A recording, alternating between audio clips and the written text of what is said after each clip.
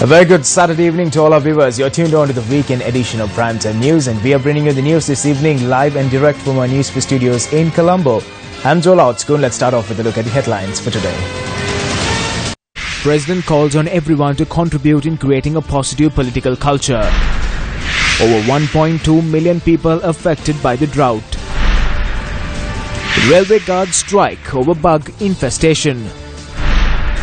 Activists comment on possible fraud through the national payment platform.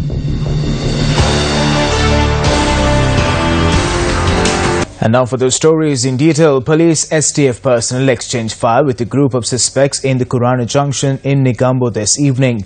Police media spokesperson SP Ruan Gunasekara said 2 people were injured and admitted to hospital. The police special task force had searched 2 vans at the Kurana Junction following a tip-off that a group was preparing to commit a crime. Police said 1 suspect opened fire at the STF from inside the van.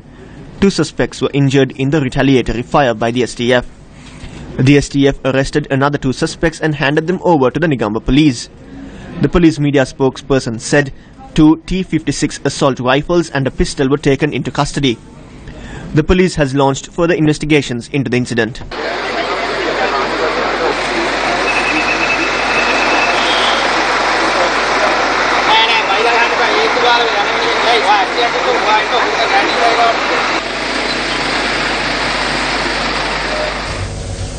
And in news from the President's diary, addressing an event in Thalava today, President Maithripala Sirisena underlined the need for a better political culture in the country.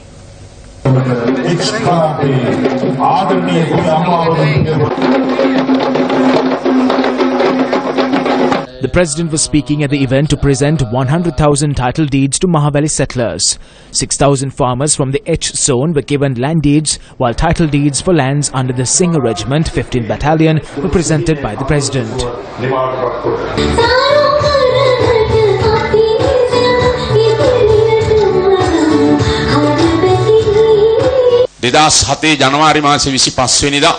On the 25th of January 2007, we commenced work on the Moragahakanda Dam.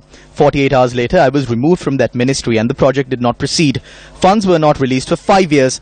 I must state the honest truth that when it comes to lands in our country, the divisional secretaries, the Ministry of Lands and even the Mahavali do not carry a good reputation.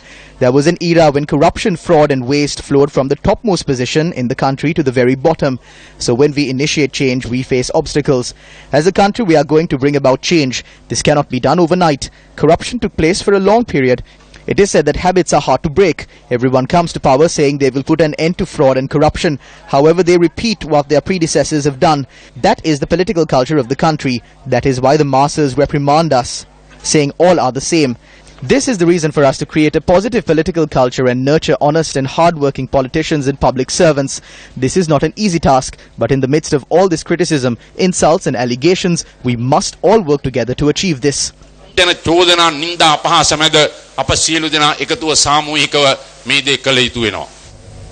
shifting attention to some weather-related news this evening. Over 1.2 million people have been affected by the severe drought. The figure includes 36,487 families. 137 divisional jurisdictions spread across 19 districts have been affected by the drought. The affected districts are Trincomalee, Batticaloa, Ampara, Polonnaruwa, Anuradhapura, Kurunegala, Puttlam, Kilinochchi, Vavuniya, Mullaitivu, Jaffna, Mannar, Ratnapura, Monaragala, Badulla, Matale, Kandy, Gampaha and Hambantota. The Kurunegala district has been the worst affected. Agriculture is the main source of income for the families living in Kalgamua, Kalanchia, Muleva, Iddamalpitiya and Ihalagama in Kurunegala. However, the dry weather has destroyed all their cultivations. These people have been forced to walk for miles to search for water to drink. People in Padaviya have been compelled to purchase water merely to quench their thirst. Accordingly, 120 families are making payments to obtain clean drinking water. The lack of water has led to farmers abandoning their cultivation in several areas in Padaviya in a backdrop where none of the 3 Maha seasons were cultivated.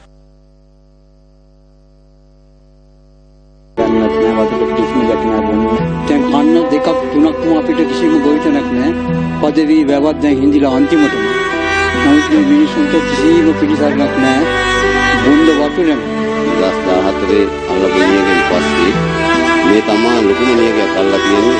ඒක දුකසේ තමයි ජීවත් වෙන්නේ. කඩේ ගන්නවා තමයි තියෙන්නේ.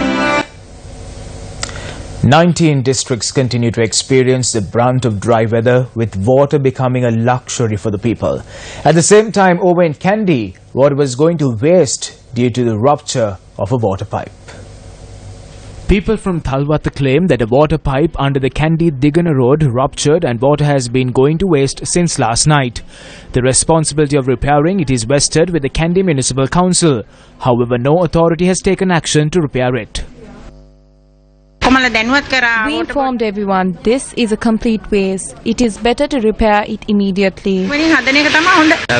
We must classify this as a national crime. One part of the country is suffering without water, and such an incident is a tragedy. We reported several such incidents previously as well, where a large quantity of water went to waste.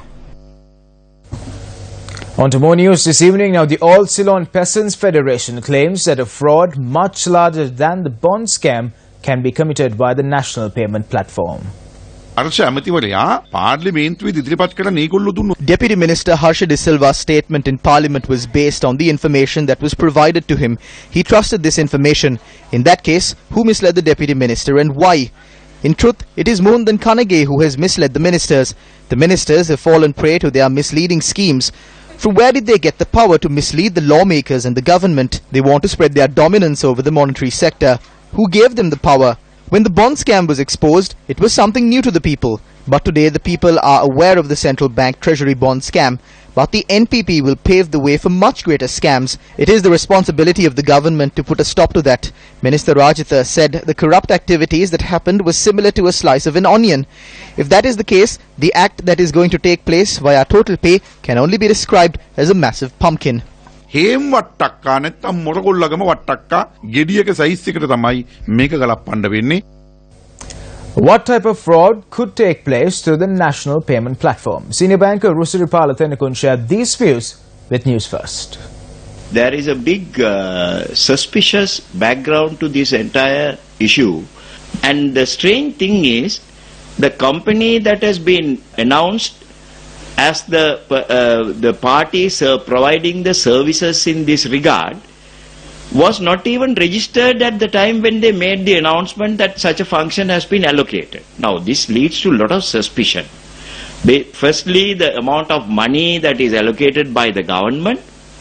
Secondly, the manner in which the interested parties are proceeding to bypass the regulators and do it on a completely private basis. At the last or the final stages of this operation, it is envisaged that the entire country will make use of this facility and this function.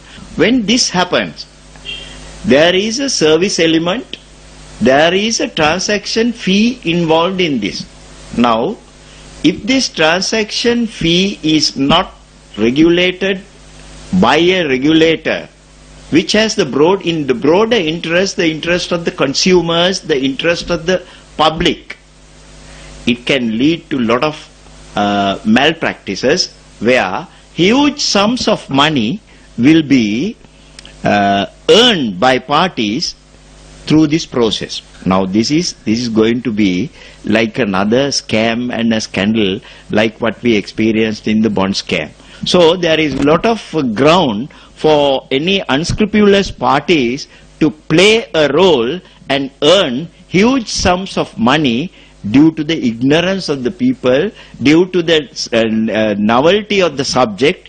This should not be allowed to be a money earning source for unscrupulous parties at the expense of the public. News First teams traversed 2 districts today to be the voice for the people who are against the corrupt politicians who destroy public funds.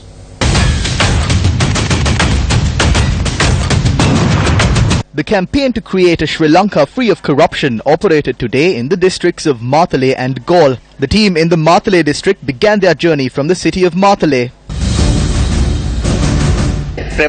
Be it powerful ministers, head of institutes or plain workers, they have already adapted to stealing. Wrongdoers should be placed on the spike. That is what should be done. The team then created awareness in many villages including Alvala, Dikkiriya, Kaludavala and Nalanda. The people of these villages endure many hardships due to the lack of infrastructure facilities. We have informed a number of politicians on the state of these roads. Not even a three-wheeler can travel on them. When it's time for an election, they walk in saying they will do this and that. But not a soul comes here after the election. We do not have a proper hospital to go to, not even a place to get the injection for our child. Both my father and grandfather lived in this village. We were promised water since 1972, but still we have no water. Not a single government got it done. There was no point in casting our votes. Teams also travel through the villages including Ukuwela and Makanigama in the evening. All the corrupt persons should be removed. Every person starting from parliament should be punished no matter the position.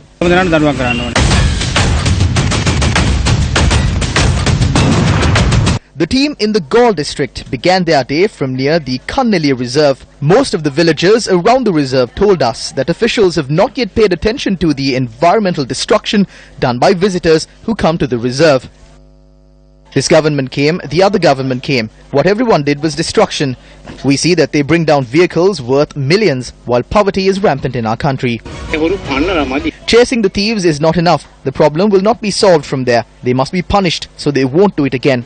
The Gaul team also travelled the Neluva village and then to the Dellava Palikanda village, Udugama and Badegama in the evening.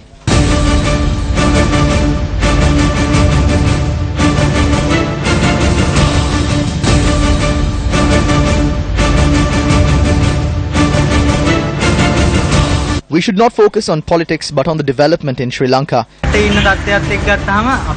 Given today's state, we are at a very low position. As a youth, I say Sri Lanka has to grow even further.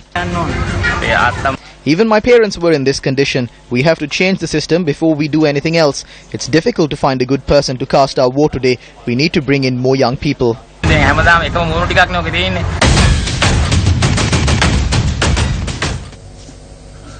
A shooting was reported from the Godakawate area in Badegama during the early hours of today.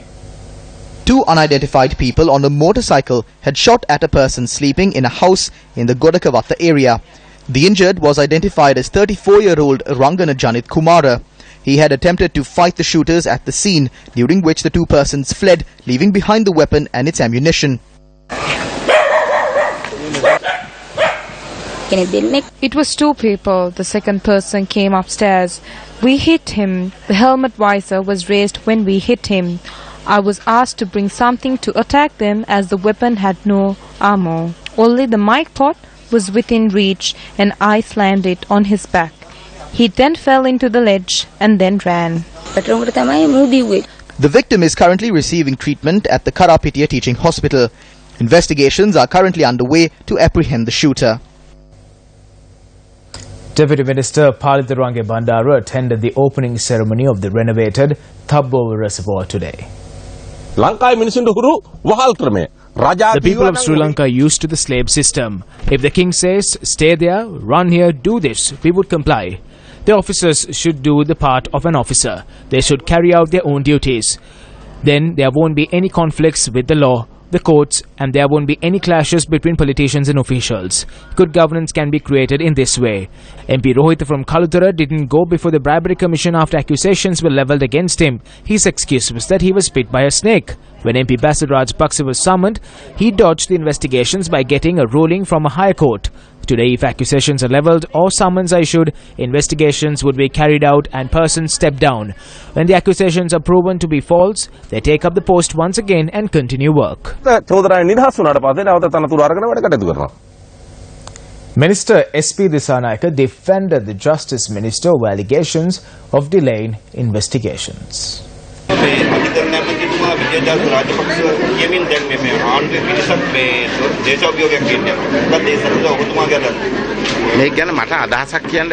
I cannot comment on it. Minister Vijay Dasa should not be held responsible for the delays. It is better if everyone, including the minister, work to expedite the process. We are informed that files have been piled up at the AG's department.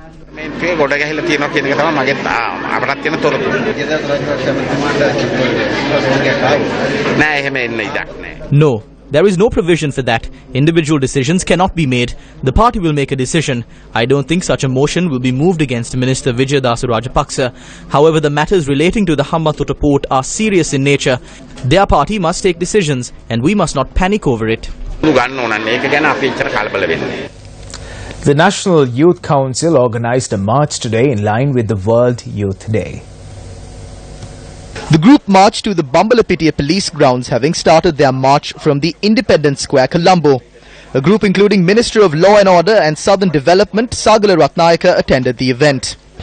I give you one hint today. We will initiate a community police unit in each Grama Seva division. You can inform us of suspected businesses, people, institutes, vehicles and places of operation. I will give you my mobile phone number to contact me in case of an emergency or a critical situation. Please call 071-758-2222 or 071-859-2020. Secrecy of the information provided will be ensured.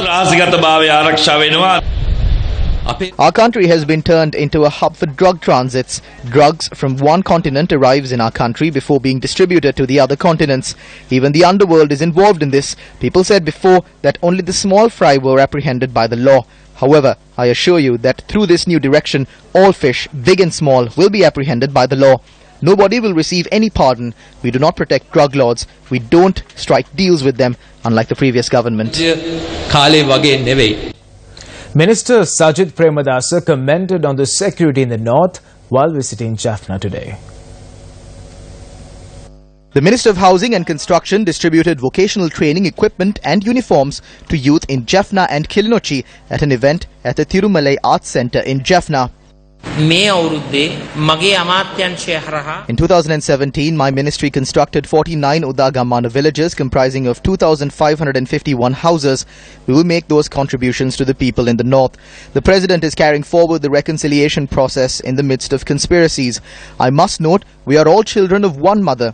Some spread stories for political gains. Some say the security in the north is at risk. They are spreading false information across the country. So I decided to visit Jaffna as a normal citizen today.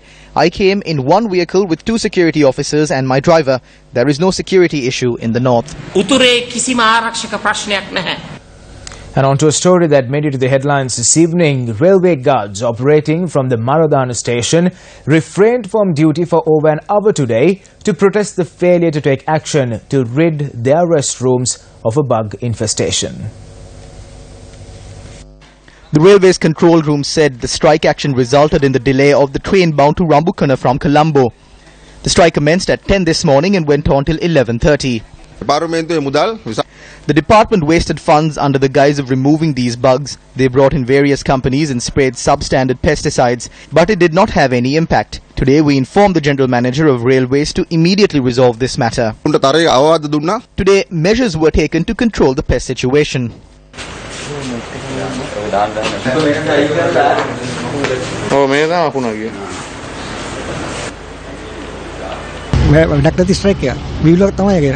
ඒකට අපි ඇතන වයි කියන්න බෑ.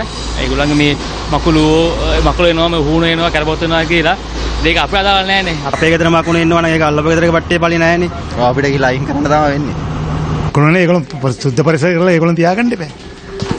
ජනතාවට අපහසුතාව කරන එක වැරදි. Today is World Elephant Day. For centuries, the elephant has been an animal that has been culturally linked to Sri Lanka as well as other Asian countries.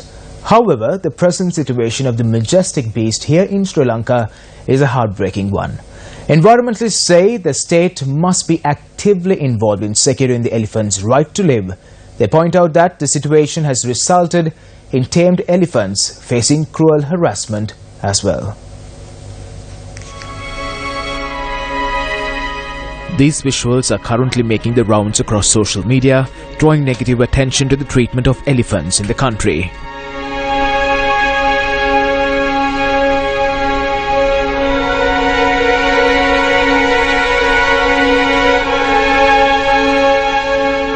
There are around 120 tamed elephants in Sri Lanka. The majority of these elephants go through harassment and have suffered injuries to their legs and other parts of their bodies. The main reason is the absence of proper regulations. The Department of Wildlife Conservation, the Department of National Zoological Gardens, the Ministry of Wildlife must introduce a proper system for this immediately. We are also of the stance that strict laws should be enforced on these violations. Everyone knows that elephants were used in people's daily activities for many centuries. Around 155 tamed elephants are being used for various activities at present. Though historic records indicate that around 10,000 elephants roamed these lands in the 1900s, more recent statistics reveal that around 4,500 to 5,000 elephants remain on the island. According to the environmentalist, around 80 to 110 elephants are born each year, while the mortality rate stands at 250 to 270 a year.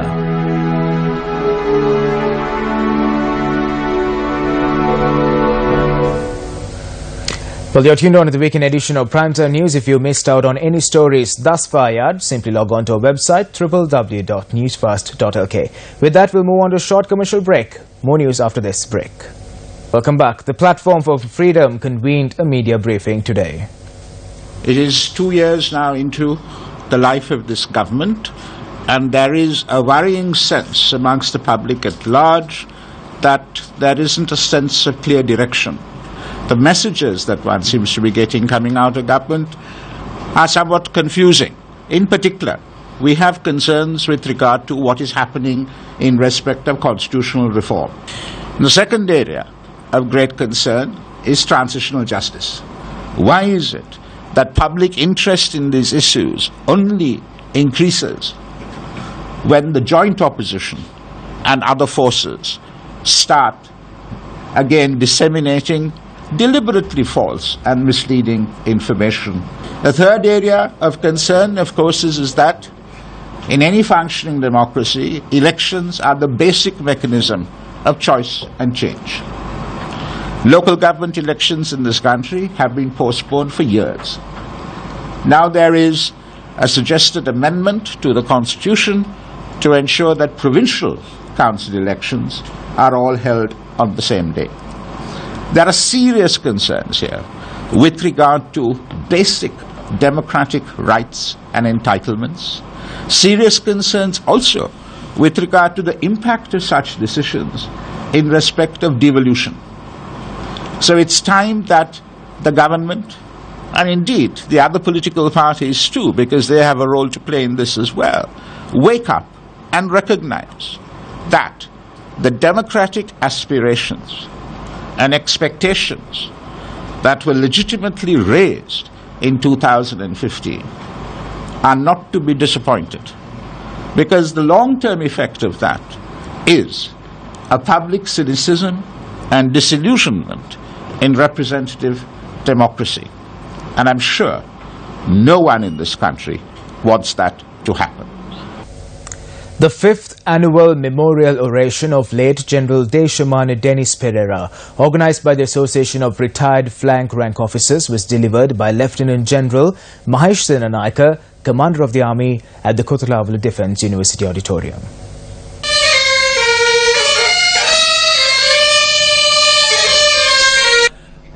A 1-minute silence in memory of fallen war heroes set the stage for commencement of the day's agenda.